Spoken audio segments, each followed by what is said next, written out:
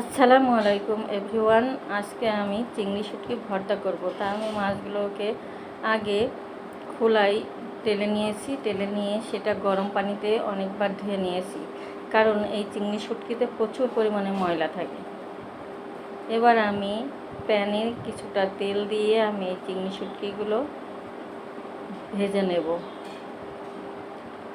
এই চিংড়ি শুটকিগুলো একটু বড় সাইজের, এগুলো ভালো করে ভেজে নেব।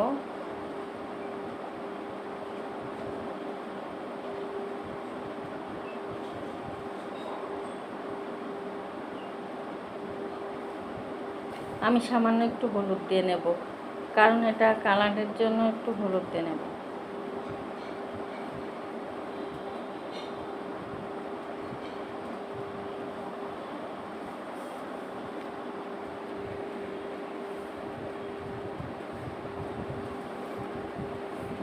আমার মাছগুলো ভাজা হয়ে গেছে, আমি নামিয়ে নেব। এবার প্যানে আমি আরও কিছুটা তেল দিয়ে শুকনো মরিচ, কাঁচামরিচ, পেঁয়াজ, রসুন সবগুলো ভেজে নেব।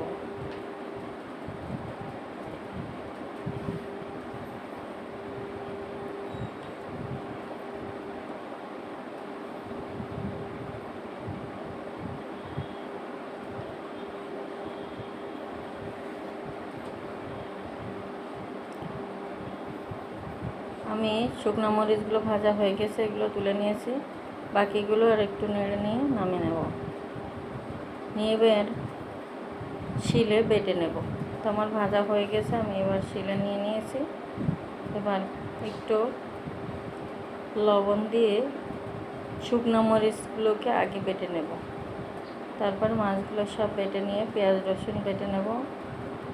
তা আপনারা আমার ভিডিওটা কি কোথা থেকে দেখছেন? আপনারা যদি ইউটিউব চ্যানেল থেকে দেখেন তাহলে অবশ্যই আমাকে সাবস্ক্রাইব করে দেবেন, আর যদি ফেসবুক থেকে দেখেন তাহলে অবশ্যই আমাকে ফলো করে পাশে থাকবেন। তা আমার মাছগুলো বাটা হয়ে গেছে, এবার পেঁয়াজ রসুনগুলো নিয়ে নিয়েছে, এগুলো বেটে তুলে নিয়ে একসাথে ভর্তা করে নেব। তেমন সবগুলো একসাথে এবার সরিষার তেল দিয়ে ভর্তা করে নেব। তা আপনাদের কার কার এই চিংড়ি শুটকি ভালো লাগে আমাকে কিন্তু অবশ্যই কমেন্টস করে জানাবেন। আমার তো খুবই ভালো লাগে। আমি তো চিংড়ি শুটকি, আমি শুটকি লাভার। আমার কাছে খুব ভালো লাগে শুটকি মাছ ভর্তা।